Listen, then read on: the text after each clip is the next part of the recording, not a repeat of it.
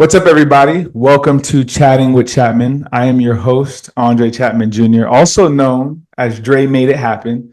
And I have the pleasure of chatting with the Washington State graduate who I actually competed against when I was in college, and he was whooping my tail every time we stepped up to the line. And that was two times for the Pac-12 finals in 2014 and 2016, where he won both. He is he broke in 2023 the indoor national record for the 400-meter hurdles.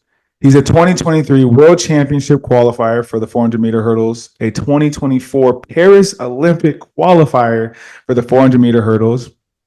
All the while, during his professional track career, he was pursuing and earning his Master's of Sports Health Sciences, Sports Chiropractic Rehab, graduating with the highest honors, summa cum laude. Please welcome the fastest chiropractor you know, Dr. C.J. Allen. What's good, Yes, sir. What's up, man? How you doing? Man.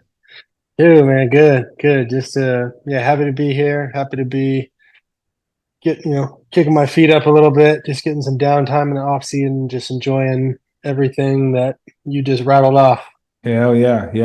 Let me share a little bit of background about why I started this podcast. So what I wanted to do was bring to light some of the mental, I don't want to say mental challenges, but the mental intentional work that professional and collegiate athletes do to let high school student athletes know and understand that the mind is something you're always continuously working on. The mental is something you always have to work on. And I wanted them to be able to use these podcast episodes and learn from you all. And this serve as guidance and inspiration and knowledge so that when they run themselves into a challenge or when they find themselves running into some difficulty, they're able to look at this and get some inspiration. Yeah, for sure. That's awesome. Yeah, man. Yeah. So my first question is, what mental skills have been the most crucial for your progression from high school to college to the Olympics? I think probably for me, and you might get this a decent amount too, but it's just finding and learning patience in everything that I have going on, right? So it's like, I obviously I wanted to make the 2016 Olympic team. I wanted to make the 2020, 2021 Olympic team. I wanted to win conference championships. I wanted to, go to nationals and win national championships.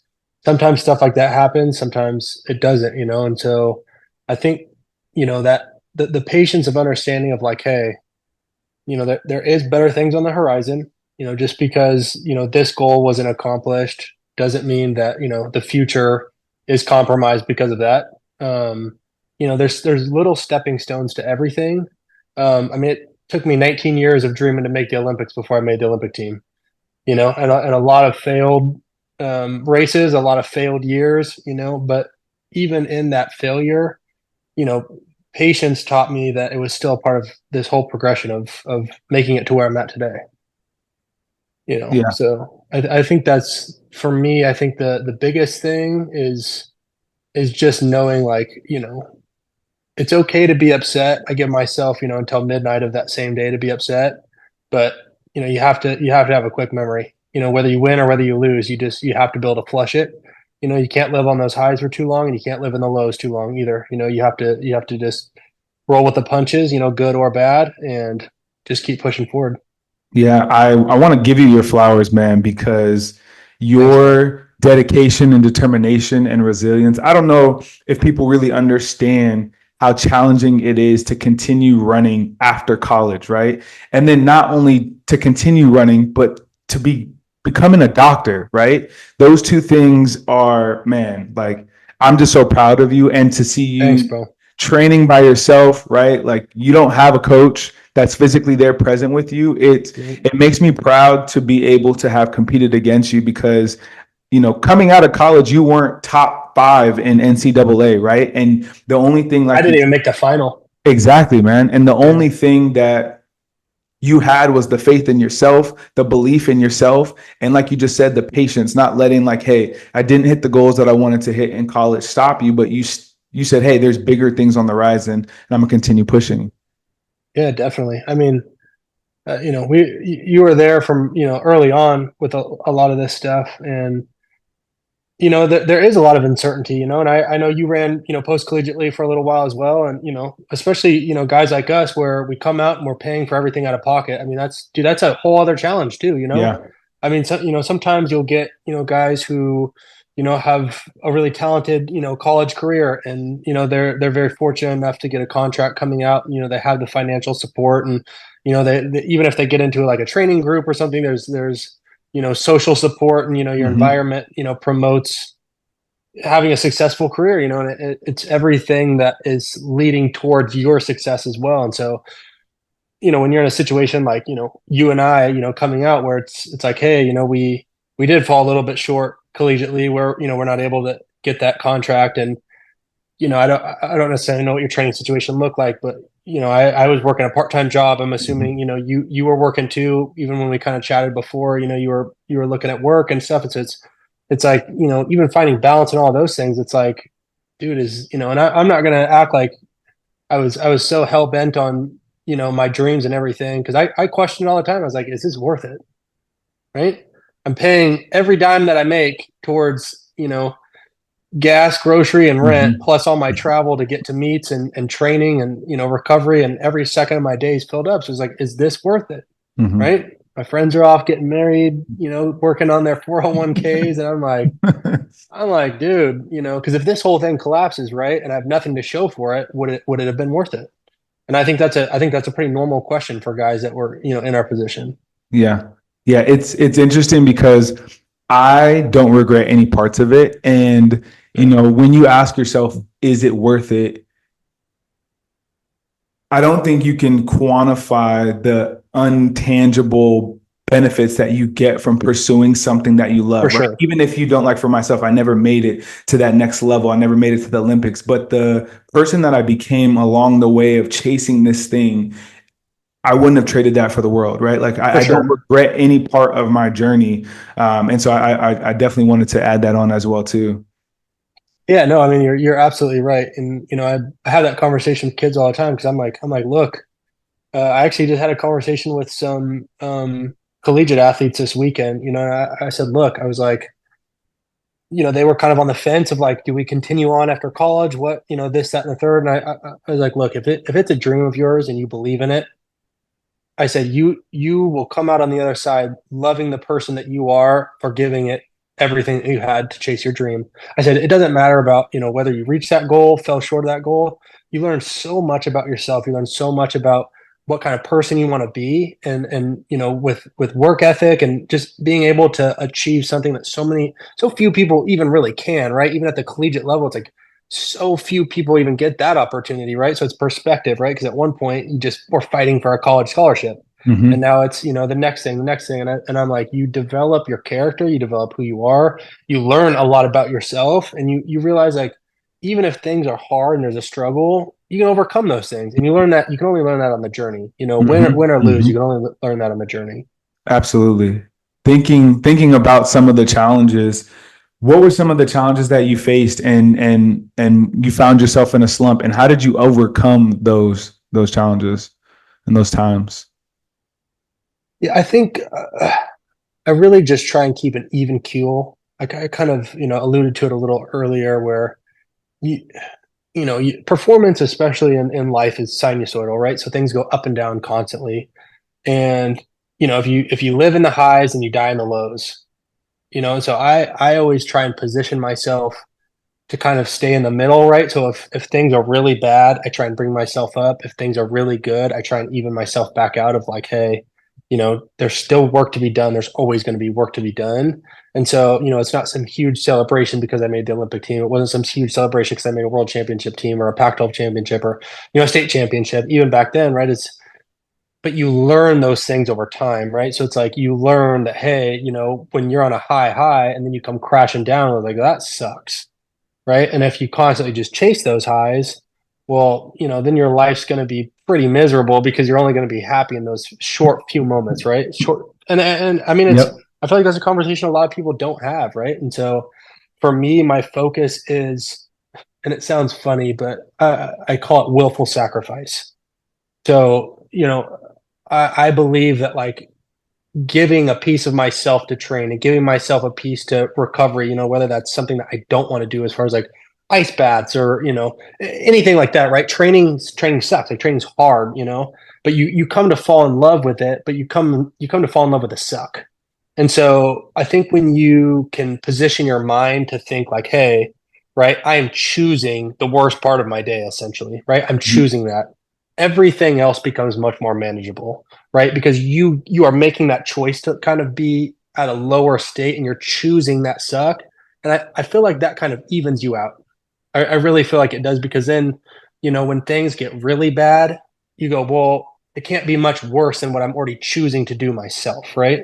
Mhm. And so, I think that that's something that I've done to try and keep my mind in a good place, and just really stay, essentially humble through all this. Because again, like anything can happen, and so for me, it's just position myself to, emotionally and physically, mentally be able to withstand any high or any low, regardless of circumstance.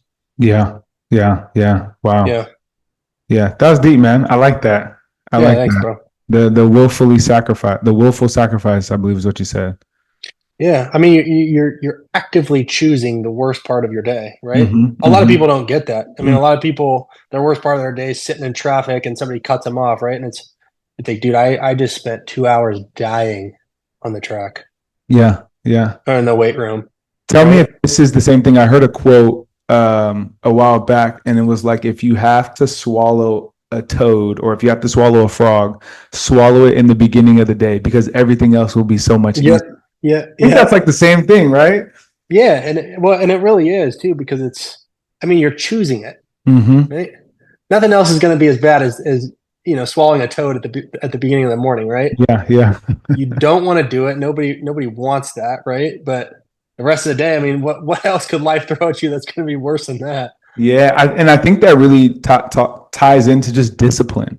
I think at For its sure, core, what that is just disciplining yourself to do the hard thing, to do the thing that you really don't want to do, but you know is going to make you the person that you want to become.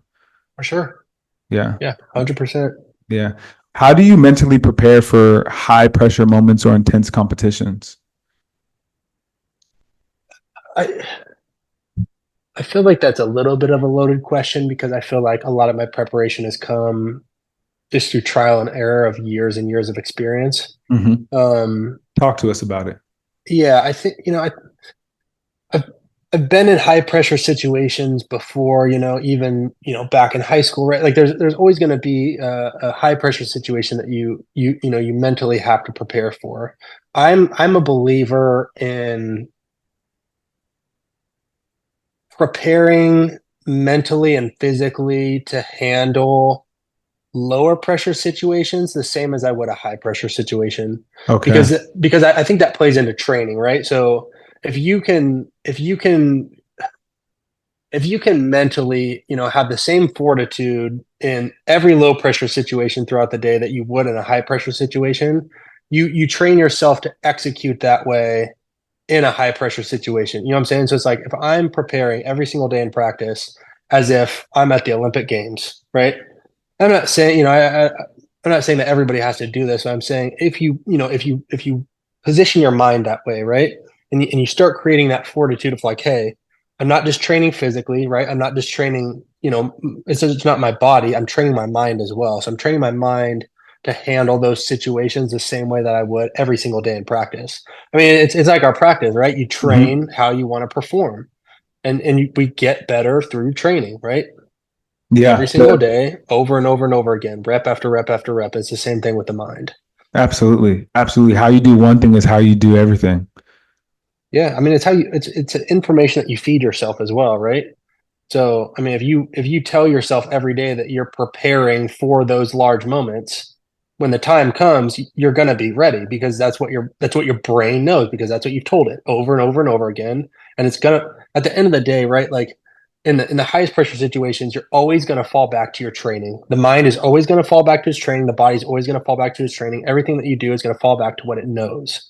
And so, if you're not doing that every single day, you have nothing to fall back on. And you see it all the time, right? Like where, you know, physically you might be okay, but it might not be the result you want. And those people, I mean, they lose it, you know, and it's, you know, a post Olympics depression or it's a post competition depression, and, you know, and their mood is just kind of swinging out of control all the time. And you see it, I see it, you know, Mm-hmm. everybody in pro sports sees it. And so, you know, I think some of those people could probably benefit from some of that stuff.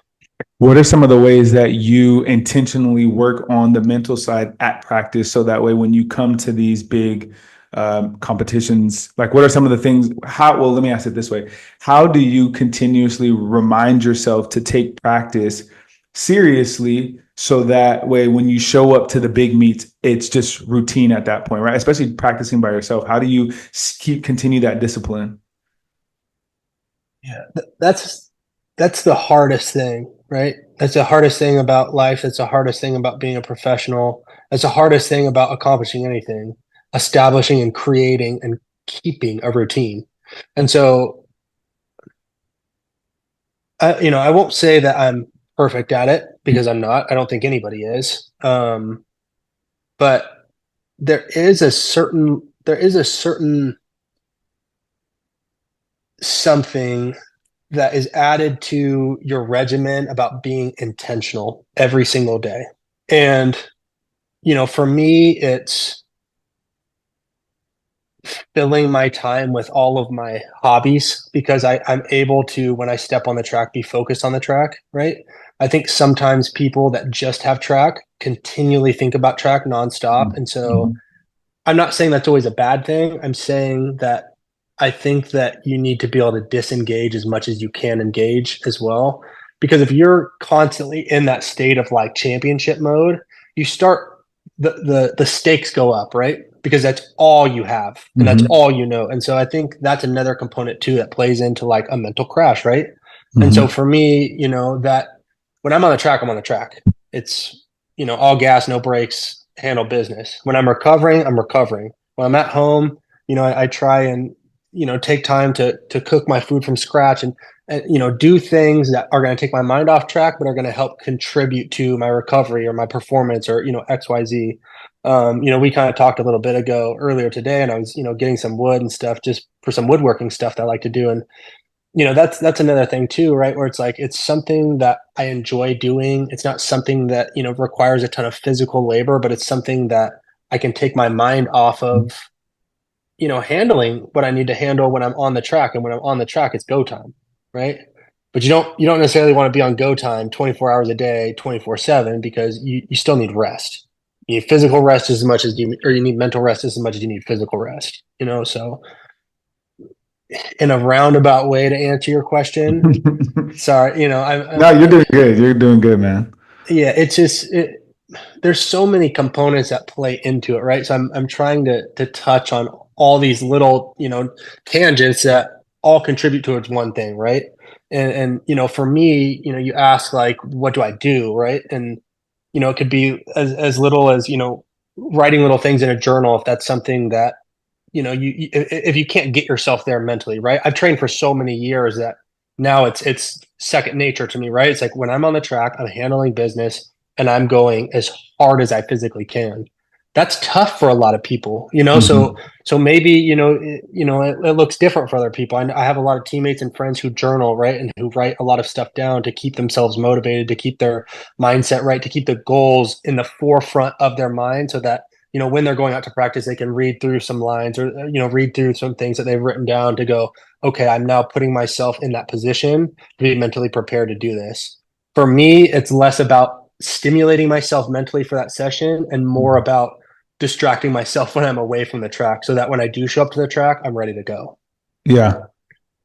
Everything that you said ties together in such a beautiful way. And it all everything that you mentioned all ties to you training your mind. And I think at its core, it's being intentional and being where your feet are. And you talked about like when you're at practice, you're at practice. When you're away from practice, and like let's say you're cooking, you're fully engaged in your cooking. When you're, you know, doing wood projects, you're fully engaged in that wood project. And what essentially you're doing is you're training your mind to be present. And so it makes it easier when you do step onto the track to be locked and loaded into that environment, or at a competition, to be in that environment, because you put in those hours of training outside of track to help you be effective on the track. For sure. Yeah. Wow. Wow. Yeah. How do you handle the external pressures or the expectations from, coaches, friends, family, or even yourself? Yeah, I was gonna say that there's no expectation that's gonna weigh greater than my own at Mm-hmm. the end of the day.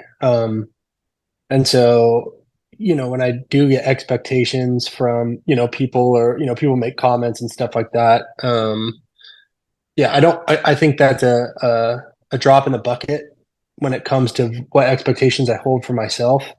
Um, I ultimately want to be the best me at all times, right? I've had, I just had a conversation with one of my best friends, and he was saying, he's kind of just saying, like, one thing that's unique about me is, like, when I find something that I like, it's like passion on fire, right? Like, I can't stop doing any of that. Like, I go 100% in, right? So it's like, if I'm with my patients, I want it to be the best care plan possible, right? If I'm cooking a meal, I want it to be the best meal possible. If I'm doing my wood projects, I want to do the best thing possible. And just like on the track, right? It's like, I want every session to be perfect. It's not going to be, right? But I want Mm-hmm. Mm-hmm. the best for me in every aspect of my life. And that might just be something that's unique to me. That might be something that's personal to me, but I think that that's probably a trait that a lot of people would see in a lot of successful people. And I'm not necessarily including myself in that, but even when I talk to some of my friends in real estate, right, who do super well, it's like there's almost like a neurotic fixation on a passion. There's something that is his driving force, his internal desire to be the best version of themselves in what they do. I've kind of spread that out over a few things, but some people, if they have one passion, I feel like sometimes they get misguided or misdirected, where it's just like, you have this energy and you have all this, but you just don't have a direction, right? And it's like, I think if you put most people in something that they enjoyed or loved doing and were able to be passionate about that, they would be able to experience kind of what I experienced the same, right? Like in just like enjoying and appreciating life in the moment as you're in it, right? Like, as we just kind of touched on a little bit. Yeah. So yeah. Yeah. Hearing what you said about, having different passion projects that you are doing, right? You graduated with your doctorate, you do wood projects, you cook, you're a track athlete, a professional track athlete, excuse me, an Olympian, right? How do you balance the demands of all of these different things and all of these aspects of your life? Like, how do you nurture all of them without, leaning too much into one and then kind of like falling back on the other? Mm, I think I mean, I really do just think you get so much out of life by being present in each moment. And I know I don't want it to sound cliche. I don't want to sound like I'm a broken record when I say that, but there's so much of life that I feel like people miss by being distracted, whether it's, a phone, or, something on their mind, or whatever else. And so for me, I'm a human being. I do that as well, right? I don't want it to seem like I'm above everything, right? Because I'm not. Like, I definitely have those moments myself, but I would say, like, a majority of the time, I try my best to be intentional with my time. And I think there is a lot more time in the day for a lot of people by being intentional. And I think people waste a lot of time. And so when I bring all these things up, it's like, CJ, we don't even know how you have time to sleep and breathe, right? It's like, I sleep great. I sleep 9 hours a night. I love sleep, right? Like, that's another one of my passions, is making sure I'm sleeping, because I can't function if I'm not sleeping, right? But for me, it's being able to be in those moments as I'm in those moments, and not being distracted, because distractions take away so much time, and all that time is very cumulative, right? And so, all these things add up over time. And it's like, if you spend 15 minutes doing something else here, 15 minutes here, 15 minutes here. And it was the same way in school as well, right? It's like, I would go to study with some friends or whatever else. early on because I was thinking like, other minds, like this will be great. But then it's just like everybody's just distracted all the time. We get nothing done. And it's like I could crank out in an hour and a half what we just did in 5. Right. And because it's like every 15 minutes we're doing something that's adding up over time. And yes, we slowly get through and work through material and XYZ, but that happens all the time in life as well, right? Like through our jobs, through, even our hobbies or like things that we do, we get very distracted. And so, I think one of the best things for mental training is allowing yourself, whether you find meditation, whether you find that reading books, whether you find that of just spending intentional time outside or with loved ones or whatever else. It's training your mind to be able to be very present at any given moment all day, which is tough because we're thrown, all of these like this dopamine exposure of, phone, social media, TV, games. I mean, there's just so many things that we can engage in that just suck and drain the mind, right? And it's just Yeah. like, I mean, you can wake up in the morning and you lose an hour scrolling through notifications like it's nothing, right? And so, even for younger kids, right? It's like spend that first hour without your phone and see what your morning looks like. Don't even turn it on, right? When you wake up, don't even look at it. It's hard. It's really hard because that's the first thing everybody goes to, right? But that also, this is kind of a military thing too. But the military always like says like you should start your day by making your bed, right? It Mhm. sounds super simple. It should be the first thing that you do every morning, and it sets the tone for the day, right? They don't say that because it means nothing, right? They say that because it really does set the tone for the day. It sets how productive you're going to be on your day because your mind is focused on handling business, getting things done, right? Checking boxes. And so when you're on a phone scrolling, you're not checking any boxes, right? All you're doing is just numbing the mind. You're just getting a hit of dopamine, right? You're kind of writing that like, ooh, this is what's going on. This is the, Mhm. Mhm. social media gossip world, whatever, right? But setting those habits early on in the day, as we kind of talked about eating the toad in the morning, right?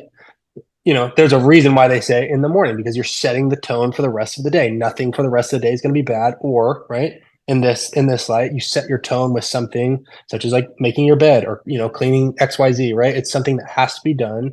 And it's now training you to be mindful in that moment, but also set the tone for what's to come. Yeah. Yeah. Yeah. Wow. Mhm. Yeah. That was great, man. That was really good. And I think the theme that I'm getting is just intentional and being where your feet are. And it's really as simple as that. There's no magic trick, there's no secret sauce. It's repetition, doing these things over and over and over. I can't remember his name, but there's a quote that says every action is a step in the direction of the person you want to become.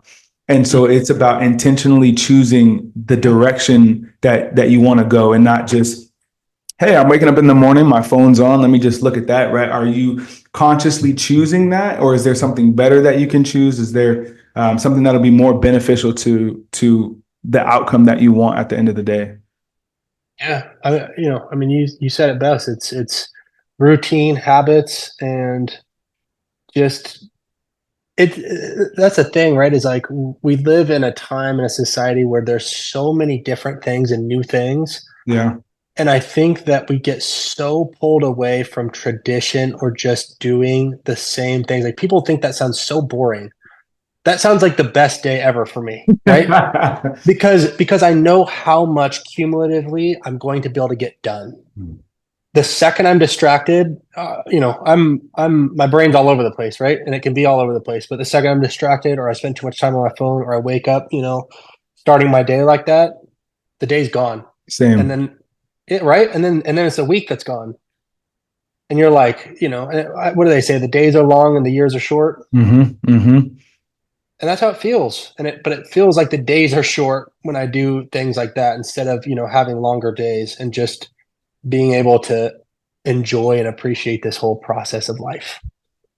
You're inspiring me. You are inspiring me, man, to just reflect on ways in my life currently that I'm not being intentional or that I can be more intentional. So this is kind of like a bring you back to the present moment with this conversation. So I appreciate that, man. Yeah, no. My last question is what advice, I mean, you've said a lot of great stuff, but what advice would you give to your high school self about the mental side of sports? Myself,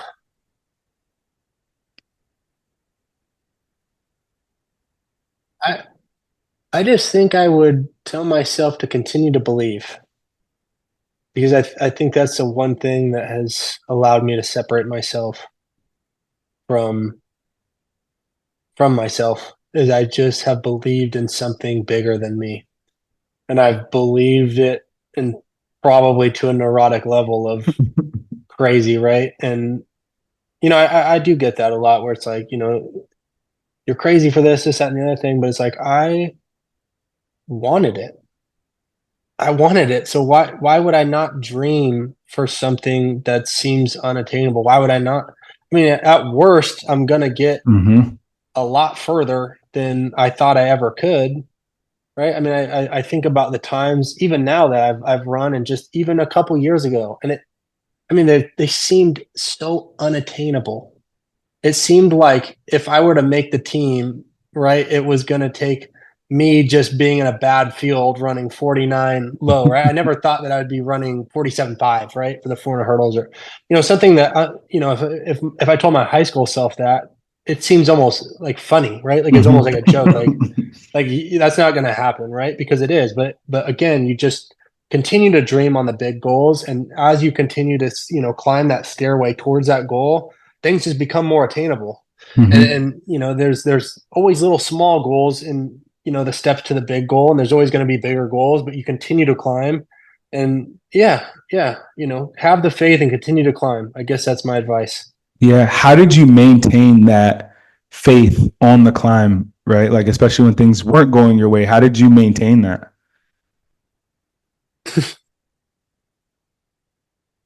uh yeah, man. I don't know. I guess I never lost it. It didn't feel like I need to. It just felt like I was gonna do it one day, and I was just gonna do whatever, I just gonna work however hard I had to work to get there. Yeah. I Yeah. know it might sound weird, but it's Nah, just not at like, all. Not at all. There's okay, this the word faith versus belief. I like to say faith is mind sight and belief is eyesight. Eyesight and belief go hand in hand. You're believing in what you see, you're believing in what's been proven to you, you're believing in what's tangible and what's real. But faith in mind sight is believing, sorry, it's deeper than believing. It's knowing that this is true, that there is no other way, that it's a core tenet to who you are. And it's stronger than belief because it's not built on what you can see. It's built on what is in your mind, what you know, what you hold true to yourself. And so it sounds as if you had very strong faith and mindset in yourself and in your abilities, and you just never wavered from that. Yeah, there's times where, your belief may fluctuate, but at its core, your faith did not waver. well, I think that's a really good point as well. Is like, you have faith in these extreme goals, right? They become so less extreme once they're accomplished, right? Mm-hmm, But mm-hmm, you know, I think every day you have to have belief, right? It's like faith is going to be there if your dream's big enough, but you have to have the belief because you have to take those steps in that direction every single day. And as we touched on earlier, one of the earlier questions, it's like I was like, I don't really know how to answer, one of the earlier questions because for me, right, so much of mental fortitude has come through years of experience. But each one of those, all those years of experience have been the accumulation of single steps every single day. mm-hmm, mm-hmm, mm-hmm. And that's what I tell my high school athletes. It's like, it's 1% every day. We're not looking to win state tomorrow. We're looking to how can you be better than who you were yesterday? How can you Yep. show up and execute in a way that's different from how you executed the day before? And Totally. I think with social media and with all these different forms of information that high school athletes can get, there is a rush for success There is For a sure. desire to have it tomorrow, as opposed to, like you just said, 1% better every day. Create those habits and those things that will strengthen your belief and ultimately strengthen your faith, right? And so really making sure that your daily habits, going back to the intentionality, are taking the steps in the direction of who it is that you want to become as an athlete. 100%. And it's more than that. I mean, who do you want to be as a person? Mm-hmm. Mm-hmm. Do you want to be a person that chases your dreams and leaves no regrets on the table, Mm-hmm. Mm-hmm. right? Because if you give up, right, or you quit too early, you live with that for the Yes. rest of your life. Yes. You live with it, and you have to live with it. That you gave up before you gave it your all, before you gave it every bit of you, before your body quit on you, right? Mm-hmm. Mm-hmm. You choose that, and you get to choose whether you want to live the rest of your life with that or not. Who Mm-hmm. do you want to be as a person first, Mm-hmm. right? The Mm-hmm. athlete, the athlete part will come around. Mm-hmm. Mm-hmm. Mm-hmm. Yeah, because at the end of the day, what you're ultimately building is your character, like you said earlier.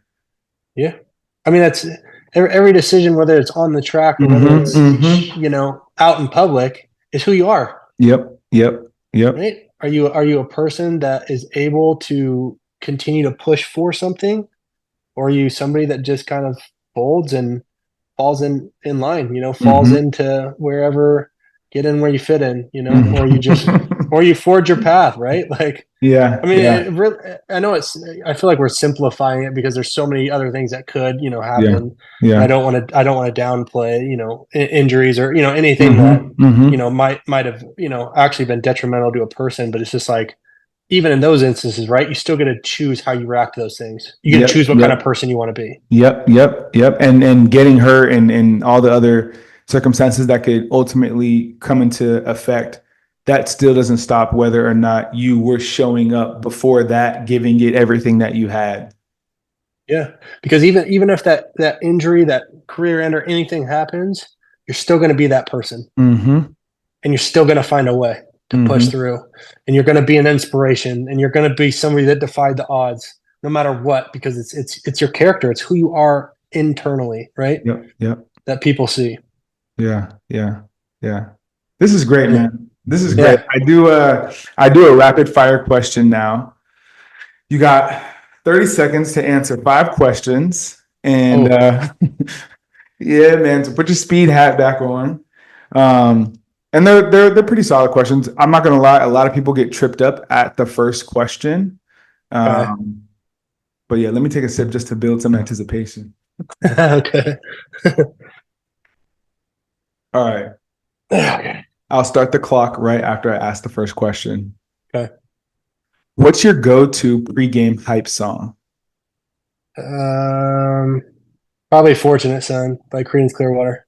What's your favorite cheat meal? Uh, Ribeye steak with mashed sweet potatoes, cinnamon, Uh-oh. I might butter. need to come down and get that. What's your favorite off-day hobby? Cooking or woodwork, If you could relive one moment from your career, what would it be? making the Olympic team. What's the best advice you've ever been given? Uh, Best advice I've ever been given. God, tough one. Probably from my dad to just keep my head down and keep working hard, Mm, no matter what. yeah. Oh, I know I got time left. No, you actually didn't. The clock went out. Did it? It did, but the Oh, way Zoom operates, you can't hear the timer. So I got to find a better way to put that timer up there. okay. That's hilarious. Dang. That's 30 seconds goes quick. I got that first one out too. I was like, oh yeah, this is gonna flow. hilarious. Yo, thank you, man. Thank you, thank Yeah. you, thank you. This No. was Appreciate you, bro. extremely insightful, grounding, and very, very knowledgeable, right? Like I think you said, like a lot of these topics are not, they're very common knowledge. And so, but sometimes it's important for even the best to have these reminders and remember Yeah. that it's important to be intentional and everything that you do, and every step is a direction for the person that you want to become. So choose those steps wisely. So I just appreciate you, man.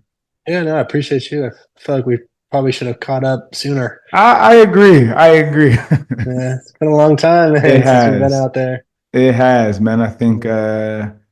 the last time I saw you was at Mount Sac. When I got a ride from you. Yeah, yeah, yeah. Yeah, bro. Because I What was year was down that? Like 2018? 18. Yeah, dude. Because it was after college. It was right after I graduated. Yep, yep, yep. 2018, 6 years ago. Yeah, man. Well, you got a huge fan out of me. I'm always be Appreciate you, cheering bro. and rooting for you. Yeah, likewise, bro. Always. Yeah. Yo, thank you, man. Yeah, thank you, bro. All right, man. All right, I'll talk to you later.